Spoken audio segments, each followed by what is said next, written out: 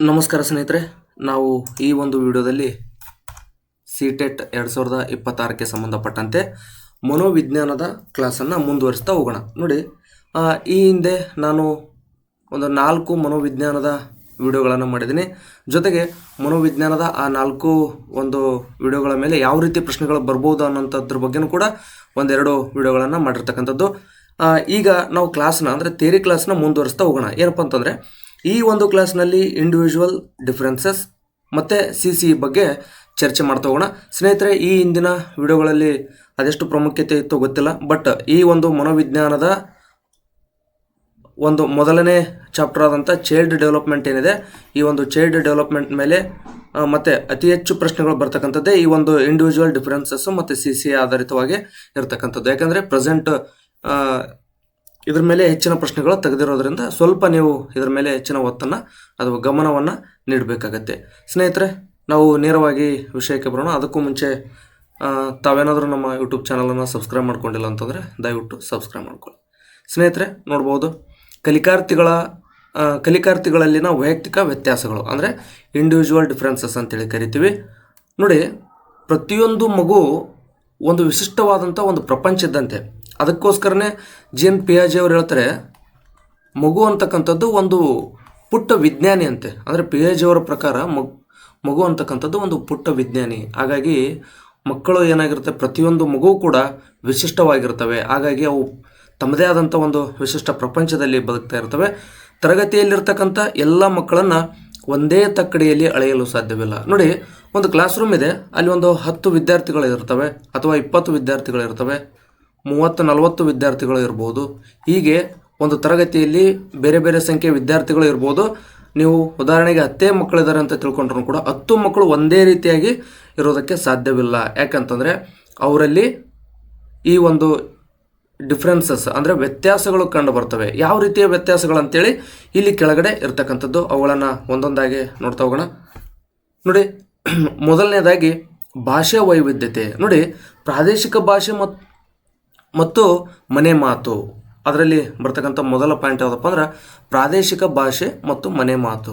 ಕೆಲವು ಮಕ್ಕಳು ಮನೆಯಲ್ಲಿ ಕೊಂಕಣಿ, ತುಳು ಅಥವಾ ಉರ್ದು ಮಾತನಾಡುತ್ತಿರಬಹುದು, ಆದರೆ ಶಾಲೆಯಲ್ಲಿ ಕನ್ನಡ ಮಾಧ್ಯಮವಿರಬಹುದು. ನೋಡಿ, ಇಲ್ಲಿ ತರಗತಿಯಲ್ಲಿರ್ತಕ್ಕಂಥ ಎಲ್ಲ ಮಕ್ಕಳು ಕನ್ನಡ ಮಾಧ್ಯಮದ ವಿದ್ಯಾರ್ಥಿಗಳಾಗಿದ್ರೂ ಕೂಡ, ನೋಡಿ, ನಾವು ಕನ್ನಡ ಮಾಧ್ಯಮದ ಶಿಕ್ಷಕರಾಗಿರ್ತೀವಿ ಅಂತ ಅಂದ್ಕೊಳ್ಳಿ. 10 ವಿದ್ಯಾರ್ಥಿಗಳು ನಮ್ಮ ತರಗತಿಯಲ್ಲಿದ್ದಾರೆ ಅಂತಂದರೆ 10 ವಿದ್ಯಾರ್ಥಿಗಳು ಕನ್ನಡ ಮಾಧ್ಯಮದಲ್ಲಿ ಶಿಕ್ಷಣವನ್ನು ಪಡಿತಾ ಇದ್ದಾರೆ ಅಂದರೆ ಅವರ ಮನೆಯಲ್ಲಿನೂ ಕೂಡ ಕನ್ನಡವನ್ನೇ ಮಾತಾಡ್ತಾರೆ ಅಂತ ಹೇಳೋಕ್ಕಾಗಲ್ಲ. ಅಂದರೆ ಕನ್ನಡ 10 ಕನ್ನಡ ಮಾತಾಡ್ಬೋದು, ಇಲ್ಲಂತಲ್ಲ. ಆದರೆ ಕೆಲವೊಂದಿಷ್ಟು ಸಂದರ್ಭಗಳಲ್ಲಿ ಏನಾಗುತ್ತಂದರೆ, ಅಂದರೆ ಗಡಿ ಭಾಷೆಯಲ್ಲಿ, ಅಂದರೆ ಒಂದು ಗಡಿ ಪ್ರದೇಶ ಆಗಿತ್ತಂದರೆ ಗೋವಾದ ಕಡೆ ಇರ್ತಕ್ಕಂಥ ಮಕ್ಕಳು ಕೊಂಕಣಿಯನ್ನು ಮಾತಾಡ್ತಾರೆ, ಆಮೇಲೆ ತುಳು ಭಾಷೆಯನ್ನು ಮಾತಾಡ್ಬೋದು, ಆಮೇಲೆ ಕೆಲವು ಮನೆಗಳಲ್ಲಿ ವಿದ್ಯಾರ್ಥಿಗಳು ಉರ್ದು ಭಾಷೆಯನ್ನು ಮಾತಾಡ್ಬೋದು. ಅಂದರೆ ಅವರ ಮಾತೃಭಾಷೆ ಅಂದರೆ ಮನೆಯ ಭಾಷೆ ಕೊಂಕಣಿ, ತುಳು, ತಮಿಳು, ಉರ್ದು ಹೀಗೆ ಅಥವಾ ಆ ಒಂದು ಗಡಿ ಪ್ರದೇಶಕ್ಕೆ ನಮ್ಮ ಕರ್ನಾಟಕ ರಾಜ್ಯದ ಭೂಭಾಗ ಹತ್ಕೊಂಡಿದ್ವು ಅಂದರೆ ಅಲ್ಲಲ್ಲಿ ಬೇರೆ ಬೇರೆ ಭಾಷೆಯನ್ನು ಕೂಡ ಅವು ಮನೆಯಲ್ಲಿ ಮಾತಾಡ್ಬೋದು. ಆದರೆ ಶಾಲೆಯಲ್ಲಿ ಬಂದ ತಕ್ಷಣ ಕನ್ನಡ ಮಾಧ್ಯಮ ಇರ್ಬೋದು. ಈಗ ಏನಾಗುತ್ತೆ ಅಂದರೆ ಭಾಷಾ ವೈವಿಧ್ಯತೆ ಆಗ್ತಕ್ಕಂಥದ್ದು. ಅಂದರೆ ಶಾಲೆಯಲ್ಲಿ ಒಂದು ಭಾಷೆಯನ್ನು ಕಲಿತ್ರೆ ಅವರು ಮನೆಯಲ್ಲಿನ ಇನ್ನೊಂದು ಭಾಷೆಯನ್ನು ಮಾತಾಡ್ತಿರ್ತಾರೆ. ಇಂತಹ ಸಂದರ್ಭದಲ್ಲಿ ಮಗುವು ವಿಷಯವನ್ನು ಅರ್ಥ ಮಾಡಿಕೊಳ್ಳಲು ಹೆಚ್ಚು ಸಮಯ ತೆಗೆದುಕೊಳ್ಳುತ್ತದೆ. ಇಲ್ಲಿ ಏನಾಗುತ್ತಪ್ಪ ಅಂತಂದರೆ, ಮನೆಯಲ್ಲಿ ಮಾತನಾಡ್ತಕ್ಕಂಥ ಭಾಷೆನೇ ಬೇರೆ ಮತ್ತು ಶಾಲೆಯಲ್ಲಿ ಕಲಿತಕ್ಕಂಥ ಭಾಷೆನೇ ಬೇರೆ ಅಂದಾಗ ಮಗುವಲ್ಲಿ ಕಲಿಯೋದಕ್ಕೆ ಸ್ವಲ್ಪ ಹೆಚ್ಚಿನ ಸಮಯವನ್ನು ತೆಗೆದುಕೊಳ್ಳುತ್ತೆ. ಇದರಲ್ಲಿ ಶಿಕ್ಷಕರ ಪಾತ್ರವನ್ನು ನೋಡೋದಾದರೆ ಬಹುಭಾಷೆ ಸಂಸ್ಕೃತಿಯನ್ನು ಗೌರವಿಸಬೇಕು. ನೋಡಿ, ಅದು ಮಗು ಮನೆಯಲ್ಲಿ ಉರ್ದು ಮಾತಾಡುತ್ತೋ, ಕೊಂಕಣಿ ಮಾತಾಡುತ್ತೋ, ತಮಿಳು ಮಾತಾಡುತ್ತೋ, ತೆಲುಗು ಮಾತಾಡುತ್ತೋ, ಅದು ಬೇರೆ ವಿಚಾರ. ಶಿಕ್ಷಕರಾದಂಥವ್ರು ಏನು ಮಾಡಬೇಕು, ಮೊದಲು ಬಹುಭಾಷಾ ಸಂಸ್ಕೃತಿಯನ್ನು ಗೌರವಿಸಬೇಕು. ಮಗುವಿನ ತಾಯ್ನುಡಿಯನ್ನು ಕಲಿಕೆಗೆ ಒಂದು ಸಾಧನವಾಗಿ ಬಳಸಿಕೊಳ್ಳಬೇಕು. ಅಂದರೆ ಆ ಮಗುವಿನ ತಾಯ್ನುಡಿ ಏನಿದೆ, ಮನೆಯ ನುಡಿ ಅಂದರೆ ಮನೆಯ ಭಾಷೆ ಏನಿದೆ, ಆ ಒಂದು ಭಾಷೆಯನ್ನು ಕಲಿಕೆಗೆ ಸಾಧನವಾಗಿ ಶಿಕ್ಷಕರು ಬಳಸ್ಕೊಳ್ಬೇಕಾಗತ್ತೆ. ನೆಕ್ಸ್ಟ್ 2ನೇ ಪಾಯಿಂಟನ್ನು ತಾವು ನೋಡ್ಬೋದು, ಲಿಂಗ ವ್ಯತ್ಯಾಸ, ಜೆಂಡರ್ ಡಿಫ್ರೆನ್ಸಸ್ ಅಂತೇಳಿ. ಅಂದರೆ ಲಿಂಗ ತಾರತಮ್ಯದ ಅರಿವು ಮೊದಲನೇ ಪಾಯಿಂಟ್ ಇದರಲ್ಲಿ ಬರ್ತಕ್ಕಂಥದ್ದು ಆಗಿದೆ. ಸಮಾಜದಲ್ಲಿ ಹೆಣ್ಣು ಮಕ್ಕಳಿಗೆ ಅಥವಾ ಗಂಡು ಮಕ್ಕಳಿಗೆ ಕೆಲವು ನಿರ್ದಿಷ್ಟ ಕೆಲಸಗಳನ್ನು ಸೀಮಿತಗೊಳಿಸಲಾಗಿರುತ್ತದೆ, ಆದರೆ ಶಿಕ್ಷಣದಲ್ಲಿ ಇಬ್ಬರಿಗೂ ಸಮಾನ ಬೌದ್ಧಿಕ ಸಾಮರ್ಥ್ಯವಿರುತ್ತದೆ. ಈಗಾಗಲೇ ಲಿಂಗ ತಾರತಮ್ಯದ ಬಗ್ಗೆ ತಮಗೆ ಸ್ವಲ್ಪ ಗೊತ್ತೇ ಇದ್ದೇ ಇರುತ್ತೆ. ಹೆಣ್ಣು ಮತ್ತು ಗಂಡು ಅಂತಕ್ಕಂಥ ವಿಚಾರಗಳು ಬಂದಾಗ ಲಿಂಗ ತಾರತಮ್ಯ ಇರುತ್ತೆ. ಇಲ್ಲಿ ನೋಡಿ, ಆದರೆ ಶಿಕ್ಷಣದಲ್ಲಿ ಇಬ್ಬರಿಗೂ ಸಮಾನ ಬೌದ್ಧಿಕ ಸಾಮರ್ಥ್ಯವಿರುತ್ತದೆ. ಇಲ್ಲಿ ನೋಡಿ, ಅದು ಗಂಡಾಗಲಿ ಹೆಣ್ಣಾಗಲಿ ಸರಿಯಾದಂಥ ಒಂದು ಶಿಕ್ಷಣ ಸಿಕ್ಕರೆ ಇಬ್ಬರಿಗೂ ಕೂಡ ಸಮಾನವಾದಂಥ ಬೌದ್ಧಿಕ ಸಾಮರ್ಥ್ಯ ಇರುತ್ತೆ ಕಲಿಯುವಂಥದ್ದು. ಇಲ್ಲೇನಾಗುತ್ತೆ, ಒಂದು ಹಳ್ಳಿಯಲ್ಲಿರ್ತಕ್ಕಂಥ ಒಂದು ಹಳ್ಳಿಯಲ್ಲಿರ್ತಕ್ಕಂಥ ಒಂದೇ ಮನೆಯಲ್ಲಿರ್ತಕ್ಕಂಥ ಒಂದು ಗಂಡು ಒಂದು ಹೆಣ್ಣು ಮಗು ಇದ್ದಾಗ ದೂರದ ನಗರ ಪ್ರದೇಶಕ್ಕೆ ಕಾಲೇಜ್ಗೆ ಹಚ್ಚಬೇಕಾಗಿತ್ತಂದರೆ, ಅವ್ರು ಅಡ್ಮಿಷನ್ ಮಾಡಬೇಕಾಗಿತ್ತಂದರೆ ಅಂಥ ಸಂದರ್ಭದಲ್ಲಿ ಹೆಣ್ಣನ್ನು ಬಿಟ್ಟು ಗಂಡಿಗೆ ಮೊದಲ ಪ್ರಾಶಸ್ತ್ಯವನ್ನು ಕೊಡ್ತಕ್ಕಂಥ ಕೆಲಸನೂ ಕೂಡ ಕೆಲವು ಕಡೆ ಆಗ್ತವೆ. ಆದರೆ ಈಗ ಅದು ಕಮ್ಮಿ ಆಗಿದೆ. ಮೊದಲೇನಾಗಿತ್ತು ಅಂದ್ರೆ, ಇರಲಿ ನೀವೇನು ಕಲಿತೀರಿ ಹೆಣ್ಮಕ್ಳು ಇರಲಿ ಅಂಥೇಳಿ ಬಿಡಿಸ್ತಕ್ಕಂಥ ಕೆಲಸ ನಡೀತಿತ್ತು. ಬಟ್ ಈಗೇನು ಆ ರೀತಿ ಕಂಡು ಬರ್ತಾ ಇಲ್ಲ. ಆದರೂ ಇರಲಿ, ಇದೊಂದಷ್ಟು ತಮಗೆ ಗೊತ್ತಿರಲಿ. ಇಲ್ಲಿ ಶಿಕ್ಷಕರ ಪಾತ್ರ ನೋಡಿ, ಪಠ್ಯಪುಸ್ತಕದ ಉದಾಹರಣೆಗಳಲ್ಲಿ ಅಥವಾ ತರಗತಿಯ ಜವಾಬ್ದಾರಿಗಳನ್ನು ನೀಡುವಾಗ ಲಿಂಗ ತಾರತಮ್ಯ ಮಾಡಬಾರದು. ನೋಡಿ, ಪಠ್ಯಪುಸ್ತಕದ ಉದಾಹರಣೆಯನ್ನಾದರೂ ಕೊಡ್ರಿ ಅಥವಾ ತರಗತಿಯ ಜವಾಬ್ದಾರಿಗಳನ್ನಾದರೂ ಕೊಡ್ರಿ, ಆಗ ಗಂಡು ಹೆಣ್ಣು ಎನ್ನುವಂಥ ಒಂದು ತಾರತಮ್ಯವನ್ನು ಶಿಕ್ಷಕರಾದಂಥವರು ಮಾಡಬಾರದು. ಮತ್ತು ಈಗ ನಾವು ಪಾಠವನ್ನು ಮಾಡ್ತಾ ಉದಾಹರಣೆಯನ್ನು ನೀಡುವಾಗ ಈ ಒಂದು ತಪ್ಪುಗಳನ್ನು ಮಾಡಬೇಡ್ರಿ. ಮತ್ತು ಅಲ್ಲಿ ಶಾಲೆಯ ಜವಾಬ್ದಾರಿಗಳನ್ನು ನೀಡುವಾಗೂ ಕೂಡ ಲಿಂಗ ತಾರತಮ್ಯ ಮಾಡಬೇಡ್ರಿ ಅಂತೇಳಿ ಇರತಕ್ಕಂಥದ್ದು. ಜಾತಿ ಮತ್ತು ಸಮುದಾಯ ಅಂದರೆ ಕ್ಯಾಸ್ಟ್ ಆ್ಯಂಡ್ ಕಮ್ಯುನಿಟಿ. ನೋಡಿ, ವಿದ್ಯಾರ್ಥಿಯು ಸಾಮಾಜಿಕ ಹಿನ್ನೆಲೆಯು ಅವರ ಆತ್ಮವಿಶ್ವಾಸದ ಮೇಲೆ ಪ್ರಭಾವ ಬೀರಬಹುದು. ತುಳಿತಕ್ಕೊಳಗಾದ ಸಮುದಾಯಗಳಿಂದ ಬಂದ ಮಕ್ಕಳಿಗೆ ಹೆಚ್ಚಿನ ಪ್ರೋತ್ಸಾಹದ ಅಗತ್ಯವಿರುತ್ತದೆ. ನೋಡಿ, ಇಲ್ಲಿ ತುಳಿತಕ್ಕೊಳಗಾದ ಸಮುದಾಯ ಅಂತಂದರೆ ಹಿಂದುಳಿದ ವರ್ಗದವರು ಮತ್ತು ಬೇರೆ ಬೇರೆ ಸಮುದಾಯಗಳಿಂದ ಬಂದಂಥ ಮಕ್ಕಳು, ಆ ತಂದೆ ತಾಯಿಗಳು ಬಹುತೇಕ ಅನಕ್ಷರಸ್ಥರಾಗಿರ್ತಾರೆ.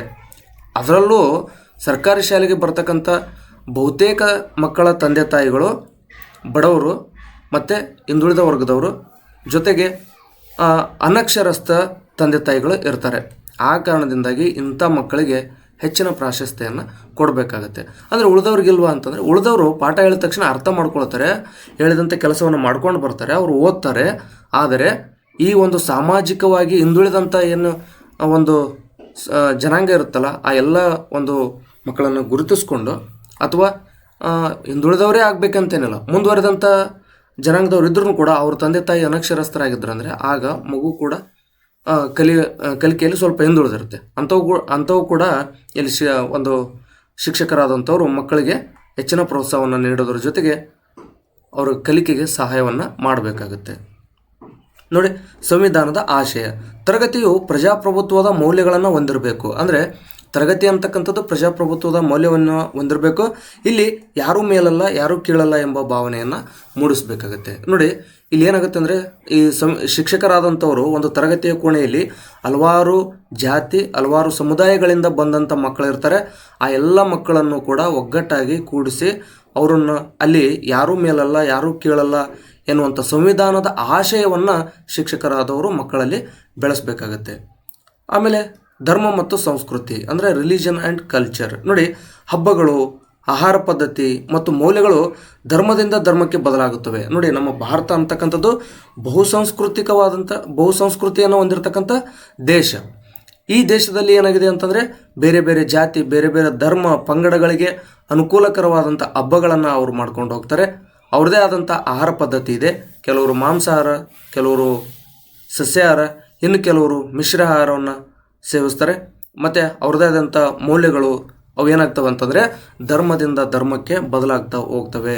ಇವುಗಳನ್ನು ತರಗತಿಯಲ್ಲಿ ಚರ್ಚಿಸುವಾಗ ಸರ್ವಧರ್ಮ ಸಮನ್ವಯತೆಯನ್ನು ಕಾಪಾಡಬೇಕು. ನೋಡಿ, ಇಲ್ಲಿ ಯಾವುದೇ ಒಂದು ಧರ್ಮ ಅಥವಾ ಯಾವುದೇ ಒಂದು ಜಾತಿಯನ್ನು ಹೆಚ್ಚಿನದಾಗಿ ಅಥವಾ ಇನ್ನೊಂದನ್ನು ಕಡಿಮೆಯಾಗಿ ನಾವು ತೋರಿಸಿಕೊಡಬಾರದಾಗುತ್ತೆ. ಅಂದರೆ ಶಿಕ್ಷಕರಾದಂಥವರು ಎಲ್ಲ ಧರ್ಮಗಳು ಸಮಾನ ಅಂತಕ್ಕಂಥ ಒಂದು ಮನೋಭಾವನೆಯನ್ನು ಮಕ್ಕಳಲ್ಲಿ ಬೆಳೆಸಬೇಕು. ಈ ರೀತಿಯಾಗಿ ತರಗತಿಯಲ್ಲಿರ್ತಕ್ಕಂಥ ಹಲವಾರು ಜಾತಿ ಧರ್ಮ ಸಮುದಾಯಗಳಿಂದ ಬಂದಂಥ ಮಕ್ಕಳಲ್ಲಿ ಸರ್ವಧರ್ಮ ಸಮನ್ವಯತೆಯನ್ನು ಕಾಪಾಡುವಂಥ ಗುಣಗಳನ್ನು ಮೌಲ್ಯಗಳನ್ನು ಮಕ್ಕಳಲ್ಲಿ ಬೆಳೆಸಬೇಕಾಗುತ್ತೆ. ಇದಿಷ್ಟು ಏನಪ್ಪ ಅಂತಂದರೆ, ಇದು ಕಲಿಕಾರ್ಥಿಗಳಲ್ಲಿನ ವೈಯಕ್ತಿಕ ವ್ಯತ್ಯಾಸಗಳು ಅಥವಾ ಇಂಡಿವಿಜುವಲ್ ಡಿಫರೆನ್ಸಸ್ ಅಂತೇಳಿ ಕರಿತೀವಿ. ನೆಕ್ಸ್ಟು ಮೌಲ್ಯಮಾಪನ ಅಂತಕ್ಕಂಥದ್ದು ಪ್ರಮುಖವಾದಂಥ ಪಾಯಿಂಟ್ ಆಗುತ್ತೆ. ಇಲ್ಲಿ ತಾವು ನೋಡ್ಬೋದು, ಡಿಸ್ಟಿಂಕ್ಷನ್ ಇನ್ ಅಸೆಸ್ಮೆಂಟ್ ಅಂತೆ. ಮೌಲ್ಯಮಾಪನವು ಕೇವಲ ಅಂಕಗಳನ್ನು ಕೊಡುವುದಲ್ಲ, ಅದು ಕಲಿಕೆಯನ್ನು ಉತ್ತಮಪಡಿಸುವ ಪ್ರಕ್ರಿಯೆ. ಈಗ ನೋಡಿ, ಒಂದು ಎಕ್ಸಾಮ್ ತೊಗೊತೀವಿ, ಅದನ್ನು ಚೆಕ್ ಮಾಡಿ ಯಾರು ಎಷ್ಟು ಮಾರ್ಕ್ಸ್ ತೊಗೊಂಡ್ರಂತ ನಾವು ಲೆಕ್ಕ ಹಾಕಿದ ತಕ್ಷಣ ಅದನ್ನು ನಾವು ಮೌಲ್ಯಮಾಪನ ಅಂತೇಳಿ ಕರೆಯುವಂಥದ್ದಲ್ಲ. ಅಂದರೆ ಮೌಲ್ಯಮಾಪನವನ್ನು ಮಾಡಿದ ನಂತರವೂ ಕೂಡ ಕೆಲಸಗಳಿರ್ತವೆ. ಅಂದರೆ ಯಾರು ಕಲಿಕೆಯಲ್ಲಿ ಹಿಂದುಳಿದರೋ ಅವರನ್ನು ಗುರುತಿಸಬೇಕು. ಕಲಿಕೆಯಲ್ಲಿ ಹಿಂದುಳಿದಂಥ ಮಕ್ಕಳಿಗೋಸ್ಕರ ನಾವು ಅಂದರೆ ಶಿಕ್ಷಕರಾದಂಥವರು ಕ್ರಿಯಾ ಯೋಜನೆಯನ್ನು ತಯಾರಿಸಬೇಕಾಗುತ್ತೆ. ಅಂದರೆ ನಿಮ್ಮ ಒಂದು ತರಗತಿಯಲ್ಲಿ 20 ಮಕ್ಕಳಿದ್ದಾರೆ ಅಂದರೆ ನೀವು ಒಂದು ಎಕ್ಸಾಮನ್ನು ತೊಗೊತೀರಿ, ಒಂದು 10 ಅಥವಾ 15 ಮಕ್ಕಳು ಆ ಎಕ್ಸಾಮ್ನಲ್ಲಿ ಚೆನ್ನಾಗಿ ಮಾರ್ಕ್ಸ್ ತಗೊಂತಾರೆ, 5ರಿಂದ 10 ಮಕ್ಕಳು ಮಾರ್ಕ್ಸ್ ತೆಗೆಯೋದಿಲ್ಲ. ಯಾಕೆ ತೆಗೆದಿಲ್ಲ ಅಂತೇಳಿ ನೀವು ವಿಚಾರ ಮಾಡಬೇಕು. ಅಂದರೆ ಅಷ್ಟು ಮಾರ್ಕ್ಸ್ಗಳನ್ನು ಯಾಕೆ ಪಡೀಲಿಲ್ಲ, ಒಂದು ಮಗು ಪಾಸ್ ಆಗೋಷ್ಟು ಕೂಡ ಮಾರ್ಕ್ಸ್ ಬಂದಿಲ್ಲ ಅಂತಂದರೆ ಕಾರಣ ಏನು, ಮತ್ತು ಅವನು ಮುಂದಿನ ಪರೀಕ್ಷೆಯಲ್ಲಿ ಹೆಚ್ಚಿನ ಅಂಕಗಳನ್ನು ತಗೊಳ್ಳೋದಕ್ಕೋಸ್ಕರ ನೀವು ಯಾವ ಪ್ಲ್ಯಾನ್ ಮಾಡ್ತೀರಿ ಅನ್ನುವಂಥದ್ದು ಕ್ರಿಯಾಯೋಜನೆ ಆಗುತ್ತೆ. ನೋಡಿ ಇಲ್ಲಿ ಇದು ವಿಷಯಾಂತರ ಆಗುತ್ತೆ. ಇರಲಿ, ಇಷ್ಟಂತೂ ನಿಮ್ಗೆ ನೆನಪಿರಲಿ ಅನ್ನೋ ಉದ್ದೇಶಕ್ಕೋಸ್ಕರ ಅದ್ರ ಬಗ್ಗೆ ಚರ್ಚೆ ಮಾಡಿದ್ದು.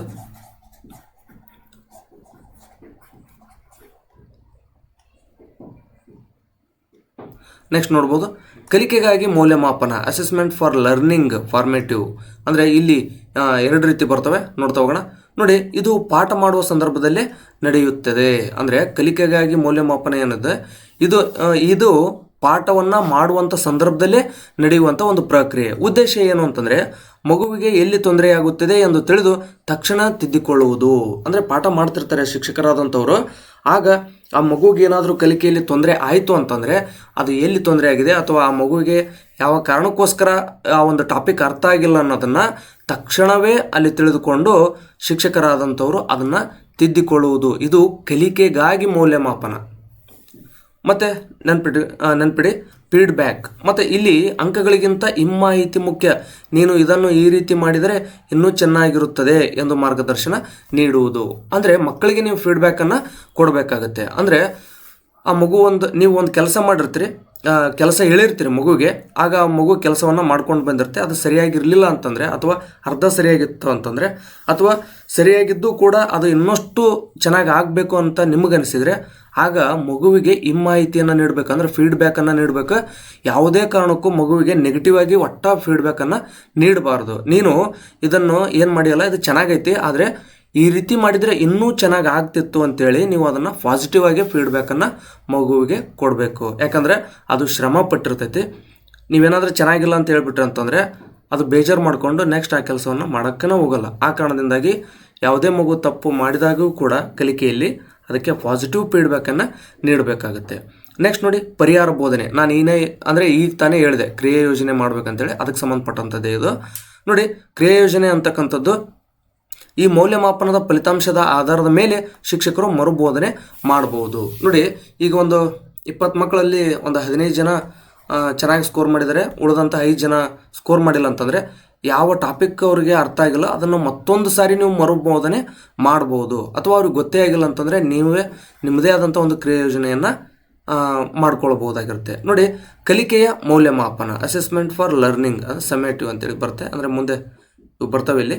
ನೋಡಿ, ಇದು ಒಂದು ಹಂತದ ಕಲಿಕೆ ಮುಗಿದ ಮೇಲೆ ನಡೀತಕ್ಕಂಥದ್ದು. ಅಂದರೆ ಇದು ಒಂದು ಹಂತದ ಕಲಿಕೆ ಮುಗಿದ ನಂತರ ನಡೀತಕ್ಕಂಥ ಒಂದು ಪ್ರಕ್ರಿಯೆನೇ ಕಲಿಕೆಯ ಮೌಲ್ಯಮಾಪನ. ನೋಡಿ, 2 ಇರ್ತಕ್ಕಂಥದ್ದು.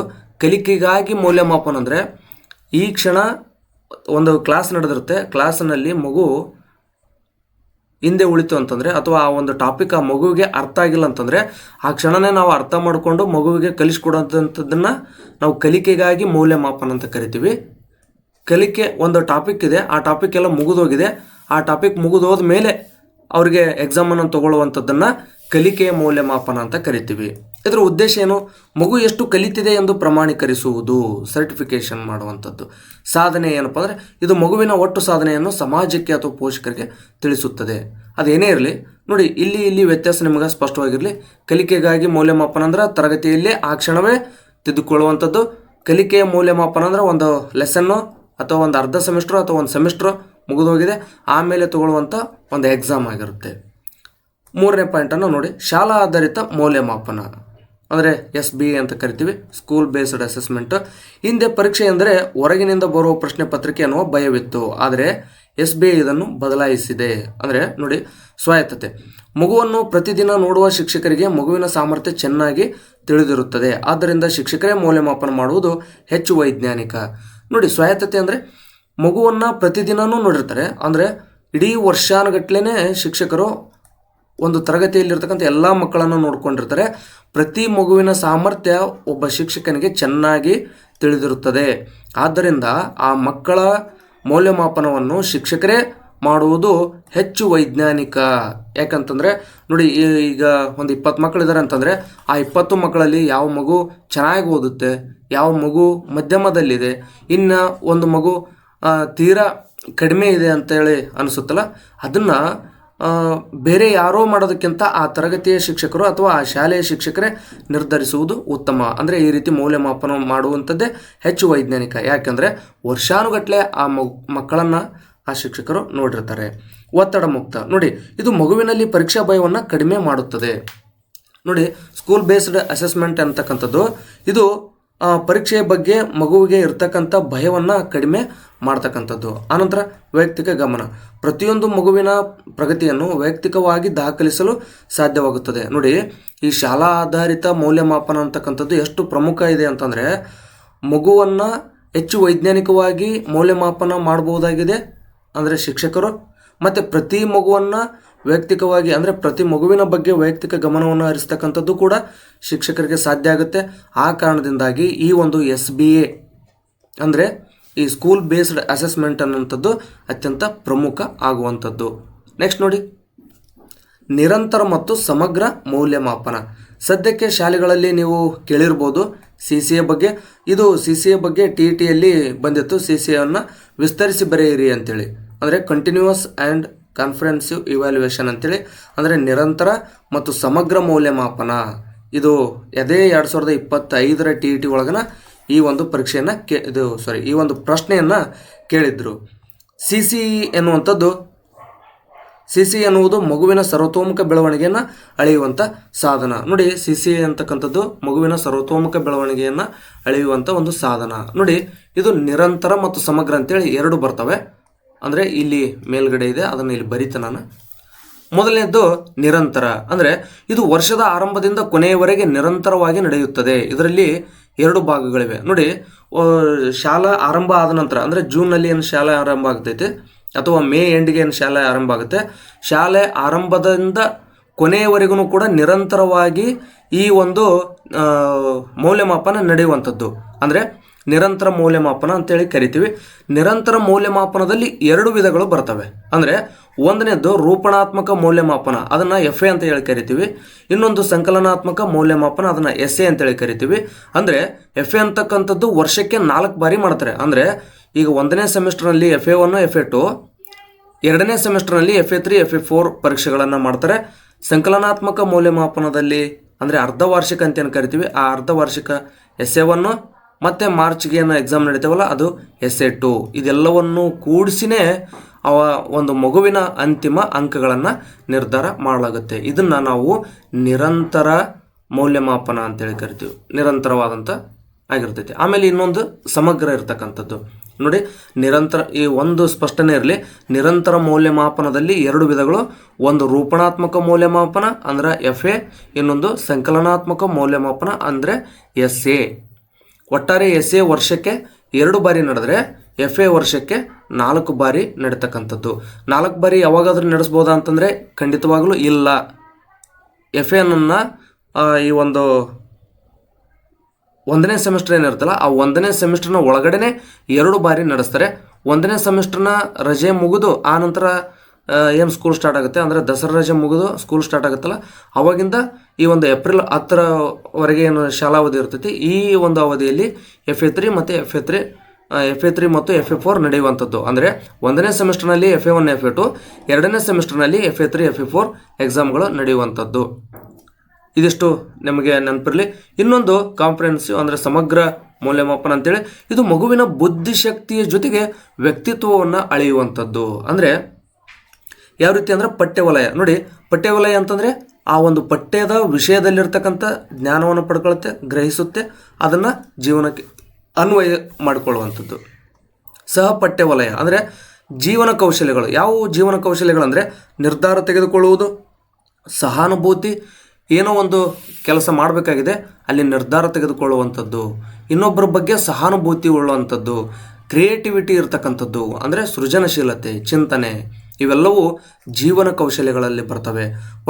ವರ್ತನೆ ಮತ್ತು ಮೌಲ್ಯಗಳು, ಅಂದರೆ ಶಿಕ್ಷಕರು, ಗೆಳೆಯರು ಮತ್ತು ಶಾಲಾ ಪರಿಸರದ ಬಗ್ಗೆ ಮಗುವಿನ ಧೋರಣೆ. ನೋಡಿ, ವರ್ತನೆ ಆಗಿರ್ಬೋದು, ಮೌಲ್ಯಗಳಾಗಿರ್ಬೋದು. ನೋಡಿ, ವರ್ತನೆ ಅಂದರೆ ಶಿಕ್ಷಕರ ಜೊತೆ ಹೇಗಿರಬೇಕು, ಗೆಳೆಯರ ಜೊತೆ ಹೇಗಿರಬೇಕು, ಮತ್ತು ಶಾಲೆಯಲ್ಲಿ ಶಾಲಾ ಪರಿಸರದಲ್ಲಿ ಯಾವ ರೀತಿ ಇರಬೇಕು. ಅಂದರೆ ಶಾಲಾ ಪರಿಸರದಲ್ಲಿ ಆ ಮಗುವಿಗೆ ಸೀನಿಯರ್ಸ್ ಇರ್ತಾರೆ, ಜೂನಿಯರ್ಸ್ ಇರ್ತಾರೆ. ಆ ಶಾಲಾ ಪರಿಸರದಲ್ಲಿ ಅವರು ಯಾವ ರೀತಿಯಾಗಿ ಸೀನಿಯರ್ ಮತ್ತು ಜೂನಿಯರ್ ಜೊತೆ ಅವರು ಬದುಕೊಂಡು ಹೋಗ್ತಾರೆ. ಮೌಲ್ಯಗಳು ನೋಡಿ, ಶಿಕ್ಷಕರೊಂದಿಗೆ ಯಾವ ರೀತಿಯಿಂದ ವರ್ತಿಸಬೇಕು, ಅವರಿಗೆ ಯಾವ ರೀತಿ ಗೌರವವನ್ನು ಕೊಡಬೇಕು ಅನ್ನೋದನ್ನು ಮಗು ಕಲಿತಾ ಹೋಗುತ್ತೆ. ಗೆಳೆಯರೊಂದಿಗೆ ಮತ್ತು ಪರಿಸರದ, ಅಂದರೆ ಶಾಲಾ ಪರಿಸರದ ಬಗ್ಗೆನೂ ಕೂಡ ಅದು ಕಲಿಯುತ್ತೆ. ಇದು ಎಲ್ಲಿಂದ ಅದಕ್ಕೆ ಮಗುವಿಗೆ ಗೊತ್ತಾಗುತ್ತೆ ಅಂದರೆ ಅದು ಈ ಒಂದು ಸಮಗ್ರತೆಯಿಂದ ನಾವು ನೋಡ್ತಾ ಹೋಗ್ತೀವಿ. ದೈಹಿಕ ಶಿಕ್ಷಣ ನೋಡಿ, ಕ್ರೀಡೆ, ಯೋಗ, ಆರೋಗ್ಯ. ಮಗುವಿಗೆ ಎಲ್ಲ ಮನೆಯಲ್ಲೇ ಕ್ರೀಡೆ, ಯೋಗ, ಆರೋಗ್ಯ ಮಾಡ್ಸೋಕ್ಕಾಗಲ್ಲ. ಅದಕ್ಕೆ ಒಂದು ಸಾಮಾಜಿಕ ವ್ಯವಸ್ಥೆ ಇದೆ, ಶಾಲೆ ಅಂತಕ್ಕಂಥದ್ದು. ಇಲ್ಲಿ ಆ ಮಗು ಸಹಾನುಭೂತಿಯನ್ನು ಕಲಿಯುತ್ತೆ, ನಿರ್ಧಾರ ತೆಗೆದುಕೊಳ್ಳುವುದನ್ನು ಕಲಿಯುತ್ತೆ, ಸೃಜನಶೀಲತೆಯನ್ನು ಹೆಚ್ಚಿಸಿಕೊಳ್ಳುತ್ತೆ, ಜೊತೆಗೆ ಚಿಂತನೆಯನ್ನು ನಡೆಸುತ್ತೆ. ಅದರ ಜೊತೆಗೆ ಕ್ರೀಡೆಯಲ್ಲಿ ಭಾಗವಹಿಸುತ್ತೆ, ಯೋಗವನ್ನು ಮಾಡುತ್ತೆ, ಆರೋಗ್ಯದ ಬಗ್ಗೆ ಕಾಳಜಿಯನ್ನು ವಹಿಸುತ್ತೆ. ಅಂತಿಮವಾಗಿ ಈ ಒಂದು ಕ್ಲಾಸ್ನ ಕೊನೆ ಟಾಪಿಕ್ ಯಾವುದಪ್ಪ ಅಂದರೆ ಶಿಕ್ಷಕರಿಗೆ ಪ್ರಾಯೋಗಿಕ ಸಲಹೆಗಳು. ನೋಡಿ, ಶಿಕ್ಷಕರಾದಂಥವ್ರು ಅಥವಾ ಶಿಕ್ಷಕರು ಆಗಬೇಕು ಅಂದ್ಕೊಂಡಂಥವ್ರಿಗೆ ಪ್ರಾಯೋಗಿಕ ಸಲಹೆಗಳು ಏನಪ್ಪ ಅಂದರೆ ವೈವಿಧ್ಯಮಯ ಬೋಧನೆ. ನೋಡಿ, ನಿಮ್ಮ ತರಗತಿಯಲ್ಲಿ ದೃಶ್ಯ ಮಾಧ್ಯಮ ಅಂದರೆ ದೃಶ್ಯ ಕಲಿಕಾರ್ಥಿಗಳು ಇರ್ಬೋದು, ಶ್ರವಣ ಕಲಿಕಾರ್ಥಿಗಳು ಇರ್ಬೋದು ಮತ್ತು ಕ್ರಿಯಾಶೀಲ ಕಲಿಕಾರ್ಥಿಗಳು ಇರುತ್ತಾರೆ. ಎಲ್ಲರಿಗೂ ತಲುಪುವಂತೆ ಬೋಧನೆ ಉಪಕರಣಗಳನ್ನು ಬಳಸಬೇಕು. ನೋಡಿ, ನಿಮ್ಮಲ್ಲಿ ಆಗಲೇ ಹೇಳಿದಂತೆ ನಿಮ್ಮಲ್ಲಿ 20 ಮಕ್ಕಳು ಇರ್ತಾರೆ ಅಂತಂದರೆ ಎಲ್ಲ ಮಕ್ಕಳು ಒಂದೇ ರೀತಿ ಇರಲ್ಲ. ಕೆಲವು ಮಕ್ಕಳಿಗೆ ಕಣ್ಣು ಕಾಣದೇ ಅಂದರೆ ಕೆಲವು ಎಲ್ಲ ಕ್ಲಾಸ್ನಲ್ಲಿ ಇರ್ತಾವಂತಲ್ಲ, ಒಂದೊಂದು ಕ್ಲಾಸ್ನಲ್ಲಿ ಕಂಡು ಬಂದೇ ಬರ್ತವೆ 100ಕ್ಕೆ 100. ಏನಪ್ಪ ಅಂತಂದರೆ ಕೆಲವು ಮಕ್ಕಳಿಗೆ ಕಣ್ಣು ಕಾಣದೇ ಇರ್ಬೋದು, ಇನ್ನು ಕೆಲವು ಮಕ್ಕಳಿಗೆ ಕಿವಿ ಕೇಳದೇ ಇರ್ಬೋದು, ಇನ್ನು ಕೆಲವು ಮಕ್ಕಳು ತೊದಲು ಮಾತನಾಡುವಂಥ ಮಕ್ಕಳೂ ಇರ್ಬೋದು. ಆ ಕಾರಣದಿಂದಾಗಿ ಅವೆಲ್ಲವೂ ಕಲಿಕಾರ್ಥಿಗಳೇ. ಆ ಕಲಿಕಾರ್ಥಿಗಳಿಗೆ ನೀವು ಅರ್ಥ ಆಗುವಂತೆ ನೀವು ಬೋಧನೋಪಕರಣಗಳನ್ನು ಬಳಸಬೇಕಾಗುತ್ತೆ. ಮತ್ತು ಪೋರ್ಟ್ಫೋಲಿಯೋ ನಿರ್ವಹಣೆ ಅಂದರೆ ಪ್ರತಿ ಮಗುವಿನ ಅತ್ಯುತ್ತಮ ಕೆಲಸಗಳನ್ನು ಒಂದು ಫೈಲ್ನಲ್ಲಿ ಸಂಗ್ರಹಿಸಿ ಇದು ಮಗುವಿನ ಬೆಳವಣಿಗೆಯನ್ನು ತೋರಿಸುತ್ತದೆ. ಅಂದರೆ ಇದನ್ನು ಮಕ್ಕಳ